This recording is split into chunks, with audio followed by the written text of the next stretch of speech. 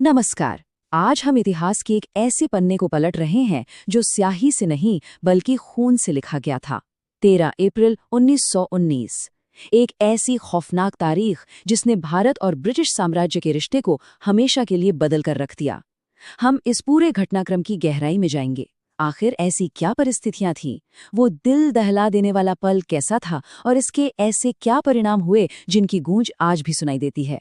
तो चलिए इस ऐतिहासिक त्रासदी को विस्तार से समझते हैं। 1650 1650। जरा इस संख्या पर गौर कीजिए। ये कोई आम आंकड़ा नहीं है। ऐतिहासिक दस्तावेजों के अनुसार ये उन गोलियों की सटीक गिनती है जो उस दिन एक बिल्कुल निहत्थी थी और शांति से बैठी भीड़ पर बिना रुके दागी गई थी। सुनकर ही रोंगटे खड़े हो जाते हैं ना। ये एक नंबर हमें तुरंत उस दिन हुए नरसंहार की भयानकता से जोड़ देता है। लेकिन ये गोलियां अचानक नहीं चली थी। इसके पीछे विश्वासघात की एक बहुत लंबी कहानी थी। तो किस्सा शुरू होता है पहले विश्व युद्ध से। उस दौरान लाखों हिंदुस्तानियों ने ब्रिटिश फौज के लिए अपनी जान की बाजी लगाई थी। उन्हें लगा था कि शायद इस वफादारी के बदले युद्ध के बाद उन्हें थोड़ी आज़ादी और कुछ बुनियादी नागरिक अधिकार मिलेंगे। एक छोटी सी भोली सी उम्मीद थी, पर बदले में मिला क्या? ब्रिटिश सरकार ने उन्हें एक बहुत बड़ा धोखा दिया, जिसे आज हम रॉलेट एक्ट के नाम से जानते हैं। अब आप सोच रहे होंगे कि ये रॉलेट एक्ट आखिर था क्या? असल में इसने युद्ध के दौरान बनाए गए आपातकालीन नियमों को हमेशा के लिए लागू कर दिया। इस कानून ने लोगों के बुनियादी मानवाधिकार पूरी तरह से छीन लिए। पुलिस को असीमित शक्तियां दे दी गईं कि वो किसी को भी बिना किसी वारंट के गिरफ्तार कर सकती है और बिना ट्रायल के 2 साल तक जेल में सड़ा सकती है। प्रेस की आज़ादी का तो बिल्कुल गला ही घोंट दिया गया। इसका सिर्फ एक ही मकसद था, जनता के दिलों में इतना खौफ पैदा करना कि कोई आज़ादी का ख्वाब तक न देख सके। और इसी दौरान एक नारा बहुत मशहूर हुआ, ना दलील, ना वकील, ना अपील। ये एक ऐसी सटीक लाइन थी जिसने इस काले कानून का पूरा खौफनाक सच देश के सामने रख दिया। अब आप खुद सोचिए, जब इंसाफ मांगने के सारे रास्ते ही बंद कर दिए जाएं, तो जनता क्या करेगी? गुस्सा तो आना ही था।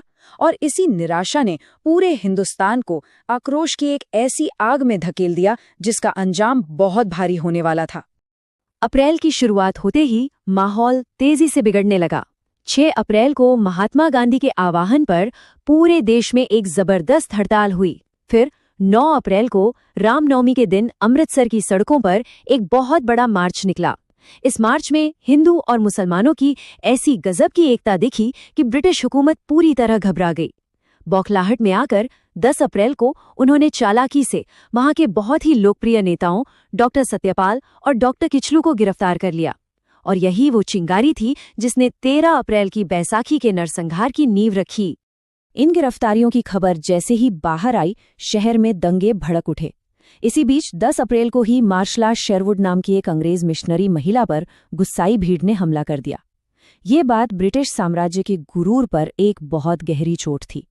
उनसे ये बर्दाश्त नहीं हुआ, तो इस सुलगते हुए माहौल को कुचलने के लिए 11 अप्रैल को जालंधर से एक बेहद क्रूर सैन्य अधिकारी को अमृतसर बुलाया गया, जिसका नाम था brigadier general Reginald Dyer. Dyer ने अमृतसर आते ही शहर पर अपना शिकंजा कसना शुरू कर दिया। उसने तुरंत शहर की पानी और बिजली काट दी और 4 से ज्यादा लोगों के इकट्ठा होने पर सख्त पाबंदी लगा दी। लेकिन सबसे बड़ी चालाकी ये थी कि इन तानाशाही नियमों की मुनादी शहर के बहुत ही छोटे से हिस्से में की गई थी। ग्रामीण इलाकों से जो किसान और आम लोग बैसाखी के त्योहार के लिए आने वाले थे, उन्हें इस नए फरमान की कानो कान खबर तक नहीं थी। वो पूरी तरह अनजान थे। फिर आया 13 अप्रैल 1919 का दिन। बैसाखी का पवित्र त्योहार था। दूर दराज के गांवों से हजारों किसान और उनके परिवार स्वर्ण मंदिर में मत्था टेकने आए थे। वहां से दर्शन करने के बाद थोड़ा आराम करने के लिए वो पास ही मौजूद जलियांवाला बाग में इकट्ठा हो गए। ध्यान दीजिएगा, ये कोई खुला बगीचा नहीं था, बल्कि 6.5 एकड़ का एक ऐसा मैदान था जो चारों तरफ से ऊंची इमारतों और पक्की दीवारों से घिरा हुआ था। और बाहर निकलने का बस एक ही रास्ता था, वो भी बहुत ही संकरा। शाम के करीब 4:30 बज चुके थे। उस मैदान में लगभग 15 से 20 हजार लोग जमा थे। बच्चे, महिलाएं और बुजुर्ग सब शांति से एक सभा सुन रहे थे या बस सुस्ता रहे थे।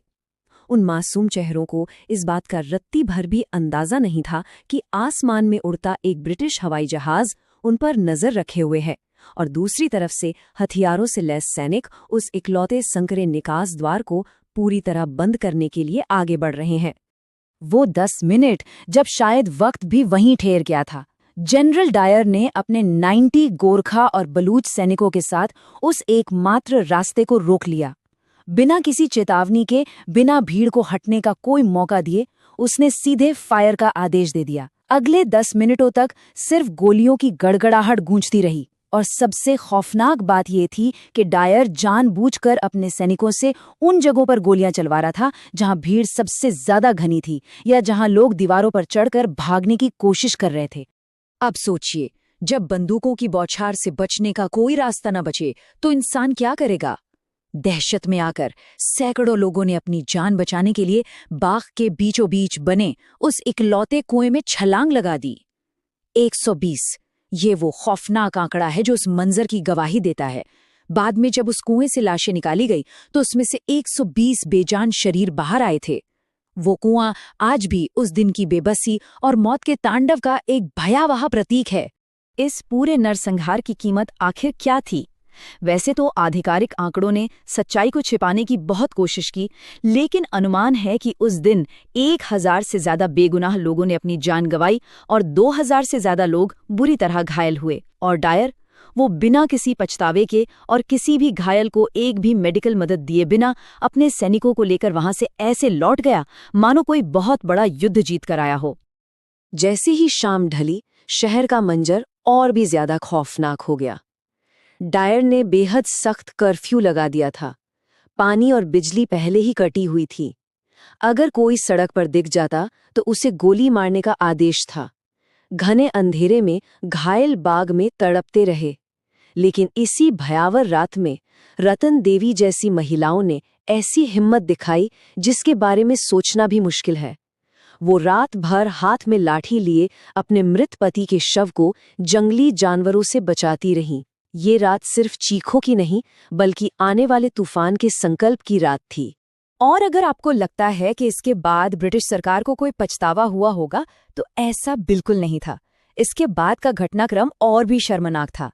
एक तरफ पंजाब में मार्शल लॉ लगा दिया गया, जहां आम हिंदुस्तानियों को सड़कों पर पेट के बल रेंगने के लिए मजबूर किया गया, सरेआम कोड़े मारे गए।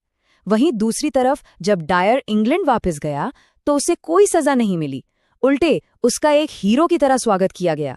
उससे 26,000 पाउंड की भारी भरकम रकम और स्वॉर्ड ऑफ ऑनर भेंट की गई। इस आम मानवीय कृत्य और बेशर्मी ने ब्रिटिश न्याय की बची खुची इज्जत की भी पोल खोल दी। नोबेल पुरस्कार विजेता गुरुदेव रविंद्रनाथ टैगोर इतने आहट हुए कि उन्होंने ब्रिटिश सरकार द्वारा दी गई अपनी नाइटहुड की उपाधि वापस लौटा दी। उन्होंने लिखा कि ये सम्मान अब सिर्फ हमारे अपमान को और बढ़ाते हैं। इसी तरह महात्मा गांधी ने भी अपना कैसर-ए-हिंद पदक वापस कर दिया। अब ये स्पष्ट हो गया था कि जो सरकार ऐसे नरसंहार का जश्न मनाती है, उससे न्याय की कोई उम्मीद नहीं की जा सकती। इस एक घटना ने क्रांतिकारियों की एक पूरी नई पीढ़ी के दिलों में आग लगा दी। नरसंहार की खबर सुनते ही लाहौर के पास से एक 12 साल का बच्चा अपना स्कूल छोड़कर सीधा अमृतसर पहुंचा। जानते हैं वो कौन था? वो थे भविष्य के शहीद-ए-आज़म भगत सिंह। उन्होंने उस खून से सनी लाल मिट्टी को अपने मासूम हाथों से एक कांच की शीशी में भरा और वहीं खड़े होकर अपने देश को पूर्ण रूप से आजाद कराने की अटल कसम खा ली। लेकिन इंसाफ की कहानी अभी बाकी थी। इस न्याय के लिए 21 साल का एक लंबा इंतजार करना पड़ा। 1919 में हत्याकांड हुआ। 1927 में गोलियां चलाने वाला जनरल डायर अपनी मौत मर गया। पर इस पूरे नरसंहार को सही ठहराने वाला असली मास्टरमाइंड पंजाब का तत्कालीन लेफ्टिनेंट गवर्नर माइकल ओडायर अभी भी जिंदा था और लंदन में एक आरामदायक जीवन जी रहा था। आखिरकार मार्च 1940 में प्रतिशोध का समय आ ही गया।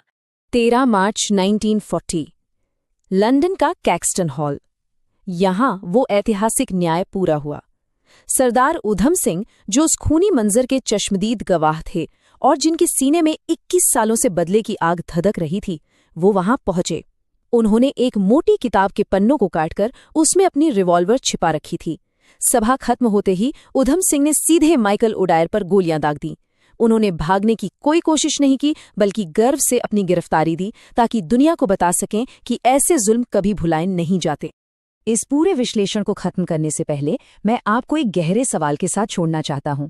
जरा सोचिए, क्या 13 अप्रैल 1919 के उस रक्तपात ने ही ब्रिटिश साम्राज्य की उल्टी गिनती शुरू कर दी थी?